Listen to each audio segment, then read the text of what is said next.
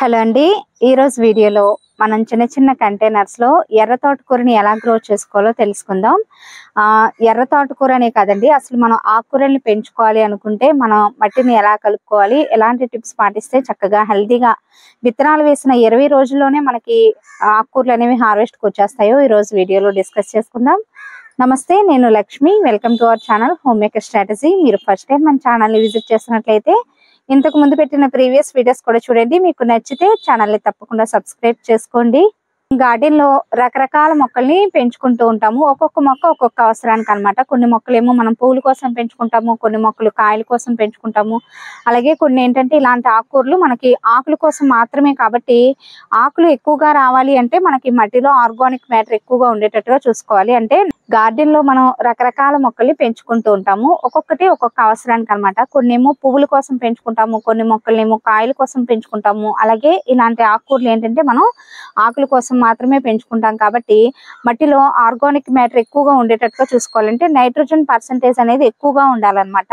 Nitrogen ఎందులో ఉంటుంది? ఎక్కువగా ఎరువులు అంటే కంపోస్ట్లు, మెన్యూర్స్ ఇవి ఉంటాయి కదా. అంటే కిచెన్ వేస్ట్ తో తయారు చేసుకున్న కంపోస్ట్ వేసుకోవచ్చు, లేదంటే వర్మి కంపోస్ట్ యూస్ చేసుకోవచ్చు, లేదా ఆవు ఎరువు, గేదె ఎరువు ఇలాంటి వాటిలో కూడా మనకి నైట్రోజన్ పర్సెంటేజ్ ఎక్కువగా ఉంటుంది అనమాట. మట్టి పర్సెంటేజ్ ఎలా తీసుకోవాలి అంటే మన గార్డెన్ లో అంటే మన ఏరియాలో ఏ మట్టి దొరికితే ఆ మట్టి, అంటే ఒక పోర్షన్ మన ఏరియాలో ఏ మట్టి దొరికితే ఆ మట్టి ఒక పోర్షన్ తీసుకోండి. అలాగే ఇంకొక పోర్షన్ ఏంటంటే అంటే హాఫ్ ఆఫ్ ఉండేటట్టుగా చూసుకోండి. ఒక పోర్షన్ ఏమో మట్టి, ఇంకొక పోర్షన్ ఏమో ఎరువు. ఏదో ఒక ఎరువు మీకు అందుబాటులో ఏ ఎరువు ఉంటే ఆ ఎరువు అనమాట. ఆవు ఎరువు, గేదె ఎరువు, మేక ఎరువు, లేదా వర్మి కంపోస్టు, లేదా కిచెన్ వేస్ట్ తో తయారు చేసుకున్న కంపోస్టు, ఇలాంటి వాటిని కూడా ఒక పర్సెంటేజ్ అలా తీసుకుని మీ దగ్గర ఉంటే కోకోపీట్ యాడ్ చేసుకోండి. ఒకవేళ కోకోపీట్ లేకపోయినా ఆకుకూరలు పెంచుకోవడానికి ప్రాబ్లం ఏమి ఉండదు అనమాట. డ్రైనేజ్ హోల్స్ అనేవి కంపల్సరిగా చేసుకుంటే సరిపోతుంది. ఎక్సెస్ వాటర్ అది డ్రైనేజ్ హోల్స్ వెంట వెళ్తే, అంటే వాటర్ అది నిల్వ లేకుండా ఎక్కువగా ఎప్పటి వాటర్ అప్పుడు కిందకి వెళ్ళిపోయేటట్టుగా డ్రైనేజ్ హోల్స్ అనేవి చక్కగా ప్రాపర్ గా ఉండేటట్టు చూసుకోవాలన్నమాట. నెక్స్ట్ వచ్చేసి విత్తనాలను సెలెక్ట్ చేసుకోవటం. ఆకుకూరల విత్తనాలు మాక్సిమం చాలా వరకు కూడా మనకి జర్మినేషన్ రేట్ బాగుంటుందండి. నాకు తెలిసి ఆకుకూరలు అన్నింటిలో కొంచెం కష్టం ఏంటంటే కొత్తిమీర అనమాట. ఎందుకంటే విత్తనాలు అనేవి ప్రాపర్ గా మనం కరెక్ట్ గా సెలెక్ట్ చేసుకోకపోతే వాటి జర్మినేషన్ రేట్ అనేది బాగుండదు అనమాట. మనం ఇంట్లో ఉండే వంటల్లోకి వాడుకునే ధనియాలైనా యూజ్ చేసుకోవచ్చు. ఏవైనా ధనియాలు అనేవి కొత్తగా ఉండాలన్నమాట. లేదంటే మనకి హైబ్రిడ్ విత్తనాలు కూడా షాప్ లో దొరుకుతాయి కదా. ఎర్ర తోటకూర విత్తనాలు అయినా కూడా మనకి నార్మల్ తోటకూర విత్తనాలు ఎలా ఉంటాయో సేమ్ అలాగే ఉంటాయండి. ఎర్ర తోటకూర విత్తనాలు కూడా సేమ్ నార్మల్ గా మనకి గ్రీన్ కలర్ తోటకూర ఎలా ఉంటుందో అలాగే ఉంటుందండి. చూసారా, నేను తెలిసిన షాప్ లో తీసుకొచ్చాను కాబట్టి ఇలా విడిగా ఇచ్చారనమాట. మనకు కావాలనుకుంటే ఇలా ప్యాకెట్స్ లో ఉంటాయి కదా, పైన ఈ కలర్ ఫోటో వేసి తోటకూర, ఎర్ర తోటకూర ఫోటో వేసి అలాంటివైనా కూడా తీసుకోవచ్చు. ఇంకా ఎప్పుడు ఒకే షాప్ లో తెస్తాను కాబట్టి వాళ్ళ దగ్గర విడిగా లూజ్ లో ఇచ్చారనమాట. వీటిలో విత్తనాలే కొన్ని వేసాను. చూసారా, దగ్గరగా 20-25 రోజులు అలా అవుతుందండి. యాక్చువల్ గా ఒక 5-6 రోజుల క్రితమే హార్వెస్ట్ చేసేయాల్సింది. ఎంత హెల్దీగా చక్కగా వేసిన ప్రతి గింజ కూడా చక్కగా మొలకెత్తి, చూసారా ఎర్ర తోటకూర మనకి అంటే వెజిటేబుల్స్, లీఫీ గ్రీన్స్ ఇవన్నీ కూడా రంగురంగులు అంటే థిక్ కలర్స్ లో ఉండే ఎక్కువ ఫ్రూట్స్ అయినా, వెజిటేబుల్స్ అయినా, లీఫీ గ్రీన్స్ అయినా కలర్స్ తీసుకుంటే హెల్త్ పరంగా మంచిది అంటారు కదా. అందుకని ఎర్ర తోటకూర కూడా మనం డిఫరెంట్ గా ఇలా గ్రో చేసుకోవచ్చు అనమాట. తోటకూరలో కూడా చాలా రకాల వెరైటీలు ఉంటాయండి. అసలు నాకు కూడా చాలా వెరైటీలు అయితే అసలు తెలీదు. గ్రీన్ కలర్ తోటకూర, నెమలి తోటకూర, ఇంకొక తోటకూర ఒకటండి. మొత్తం 4 రకాల తోటకూరలు అయితే నాకు తెలుసు, మిగిలిన అంత తెలియదు. పెరుగు తోటకూర అంటారు. ఇలా 4 తోటకూరల వరకు నేను గ్రో చేశాను. అసలు చాలా రకాల వెరైటీలు ఉంటాయంటండి తోటకూరలో కూడా. ఇక్కడ 50 రూపీస్ బ్లాక్ టబ్ లో వేసాను అనమాట. చిన్న సైజు టబ్ లోనే. చూసారా ఎంత హైట్ గా పెరిగిందో. ఫస్ట్ ఏంటంటే మనకి హైట్ గా వచ్చిన ఫస్ట్ ఈ కాడలన్నీ కూడా మధ్య మధ్యలో మనం హార్వెస్ట్ చేసేసుకుంటూ ఉంటే కింద ఉన్న చిన్న మొక్కలు అవి ఎదగటానికి కావాల్సిన బలం అది సరిపోతుందండి. ఎప్పుడైనా కూడా మనం లీఫీ వెజిటేబుల్స్ ని బ్యాచ్లు గా ఒక 3 కంటైనర్స్ లో ఉండేటట్టుగా మనం చూసుకుంటే, ఫస్ట్ ఈ బ్యాచ్ ని మనం హార్వెస్ట్ చేసేసుకున్నాము అనుకోండి, మళ్ళీ సెకండ్ బ్యాచ్ లో వేసినవి వీటి హార్వెస్ట్ అయిపోయే లోపు మళ్ళీ నెక్స్ట్ హార్వెస్ట్ కి రెడీ అవుతాయి అనమాట. అలా ఒక 3 కంటైనర్స్ లో మనం ఎప్పుడు ఉండేటట్టు చూసుకుంటే కంటిన్యూస్ గా ఎప్పుడు గార్డెన్ లో మనం తోటకూర హార్వెస్ట్ చేసుకోవచ్చు అనమాట. ఇంతకు ముందు నేను సెకండ్ బ్యాచ్ కింద ఇక్కడ వేసాను చూడండి. ఇది అంతే 50 రూపీస్ బ్లాక్ టబ్ లోనే ఇది గ్రీన్ కలర్ తోటకూర వేసాను అనమాట. వంగ మొక్క వేసిన కంటైనర్ లో ఈ మొక్క పెరిగి కాయలవి రావడానికి టైం పడుతుంది కాబట్టి ఈ లోపు చక్కగా మనకి 15-20 రోజుల లోపే హార్వెస్ట్ చేసుకోవచ్చు అనమాట. గ్రీన్ కలర్ తోటకూరని చుట్టూరు కూడా మట్టిలో వేసాను. చూసారా, వేసిన ప్రతి గింజ కూడా చక్కగా జర్మినేట్ అయింది అనమాట. పెద్ద సైజు కంటైనర్స్ కూడా అవసరం లేదండి. మనం కూల్ డ్రింక్ బాటిల్స్ లో కూడా ఆకుకూరల్ని గ్రో చేసుకోవచ్చు అనమాట. ఒక్కొక్కసారి మనం వేయకుండానే తోటకూర విత్తనాలు మట్టిలో అక్కడ ఇక్కడ పడి మొలిచి చక్కగా ఇలా బలంగా ఎదుగుతాయి అనమాట. గ్రీన్ కలర్ తోటకూర ఎన్నిసార్లు హార్వెస్ట్ చేసుకున్నామోనండి ఇక్కడ. అలాగే ఇక్కడ కూడా అండి కంటైనర్లు. అసలు మొద్దు చూస్తే మీకు అర్థమవుతుంది. చూసారా,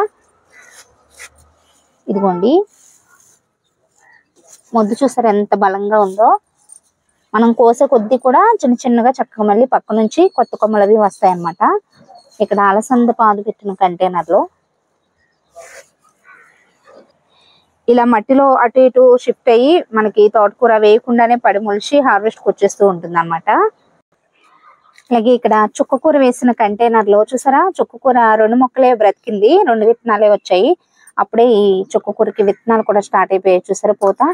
వీటిలో పడి మొలిచాయండి తోటకూర మొక్కలు. ఇది వచ్చేసి నెమలి తోటకూర అనమాట. నేను సీడ్స్ కోసమని ఈ మొక్కని ఇలా వదిలిపెట్టేసి ఉంచాను. చూసారా, నెమలి తోటకూర. ఆకు మీద డిజైన్ ఉండబట్టి పేరు వచ్చిందేమోనండి. ఇది ఒక్కటే సపరేట్ గా ఎప్పుడు వండలేదు, కానీ పప్పులో అలా వేసేదాన్ని. వీటి సీడ్స్ కూడా కలెక్ట్ చేసి ఉంచాను. మళ్ళీ విత్తనాలు వచ్చేసాయి కదా అని చెప్పి ఇది కూడా విత్తనాల కోసం వదిలిపెట్టేశాను మొక్కని. అలాగే కొత్తిమీర వేసిన కంటైనర్ లో చూడండి, ఒక్క విత్తనమే ఎర్ర తోటకూర. గాలికి లేదా మట్టిలోనూ అటు ఇటు షిఫ్ట్ అయ్యి పడుతూ ఉంటాయి కదా, తోటకూర విత్తనాలు తేలిగ్గా ఉండి. చూసారా ఎంత బలంగా పెరిగిందో. ఒక్క మొక్క అయినా కూడా ఎంత హెల్దీగా ఉందో. ఆకుల మీద కూడా ఎక్కడ రంధ్రాలు కానీ ఏమీ లేవు. చాలా కలర్ఫుల్ గా ఉంది కదా. గ్రీన్ కలర్ కొత్తిమీరలో ఎర్ర తోటకూర అనమాట. విత్తనాలు వేసుకున్న తర్వాత 15 నుంచి 20 రోజుల్లోపే మనకి హార్వెస్ట్ కి వచ్చేస్తాయి. కాబట్టి మధ్యలో మనం ఎరువులు అవి వేయవలసిన అవసరమే లేదనమాట. చక్కగా మట్టిని కలుపుకునేటప్పుడే ఇందాక చెప్పినట్లుగా ఎరువులు అవి ఎక్కువగా వేసి కలిపి పెట్టుకుంటే అసలు మధ్యలో బలానికి అస్సలు తక్కువ అనేది అవ్వదన్నమాట. బలం సరిపోతుంది. అయితే ఎప్పుడన్నా వీటికి ఏంటంటే రసం పీల్చే పురుగులు ఆకుల మీద ఇలా రంధ్రాలు చేస్తూ ఉంటాయి అనమాట. అలాంటి టైంలో కొద్దిగా వేప నూనెని స్ప్రే చేసుకుంటే సరిపోతుంది. ఇది ఎలాగో ఇప్పుడు హార్వెస్ట్ కి రెడీ అయిపోయింది కాబట్టి నేను ఎలాంటి స్ప్రేలు అలాంటివి ఏం చేయట్లేదు అనమాట. రేపు మార్నింగ్ వీటిని కట్ చేసేయాలని చెప్పి. ఎర్లీ మార్నింగ్ బాగా మంచుగా అనిపిస్తుంది అండి, అందుకని చెప్పి ఇంకా వీడియో సాయంత్రం టైంలోకి తీయటానికి ట్రై చేస్తున్నాను. బట్ ఆకుకూరలు మాత్రం నేను వండే ముందే హార్వెస్ట్ చేస్తానండి. నార్మల్ కూరగాయలు అయితే ఒకేసారి చేస్తాం, కానీ ఆకుకూరల వరకు వండే ముందే హార్వెస్ట్ చేసి వండుకుంటాను. చిన్నపిల్లలు ఉన్న ప్రతి ఇంట్లో తప్పకుండా ఆకుకూరల్ని పెంచుకోవాలండి.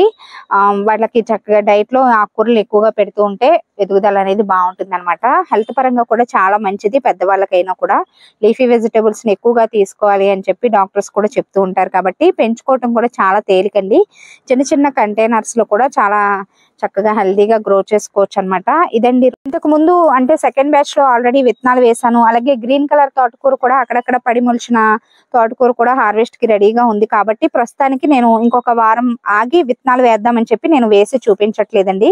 డైరెక్ట్ గా నేను ఇంతకు ముందు కొత్తిమీర పాలకూర విత్తనాలు ఎలా వేసాను అలాగే సేమ్ వీటిని కూడా అంతే మట్టిలో పైన చల్లేసుకోవటమే. జర్మినేషన్ రేట్ అనేది చాలా బాగుంటుందండి తోటకూరకి. వేసిన ప్రతి గింజ కూడా చక్కగా మొలకెత్తుతుంది అనమాట. అందుకని నేను ఇప్పుడు విత్తనాలను సెపరేట్ గా వేసి చూపించడం లేదు. ఆల్రెడీ మొలకలు వచ్చిన తోటకూర ఉంది, హార్వెస్ట్ కి రెడీగా ఉన్నది కూడా ఉంది కాబట్టి ఎక్కువైపోతుంది. అలా మనం కష్టపడి పెంచుకుంటున్నాం కాబట్టి వేస్ట్ గా ఒకేసారి ఎక్కువ మొత్తంలో పెంచుకోవటం అలా చేయకూడదు అనమాట. మన అవసరానికి తగినట్టుగా చక్కగా ప్లాన్ ప్రకారం గ్యాప్ ఇచ్చి బ్యాచ్లుగా వేసుకుంటే చక్కగా హార్వెస్ట్లు కూడా అలా గ్యాప్ తీసుకుంటూ వస్తాయి అనమాట, అన్ని ఒకేసారి రాకుండా. సో ఇదేంటి ఈరోజు వీడియో ఎలా అనిపించిందో కామెంట్ సెక్షన్ లో తప్పకుండా తెలియచేయండి. వీడియో నచ్చితే ఒక లైక్ ఇచ్చి ఛానల్ ని సబ్స్క్రైబ్ కూడా చేసుకోండి. Thanks for watching.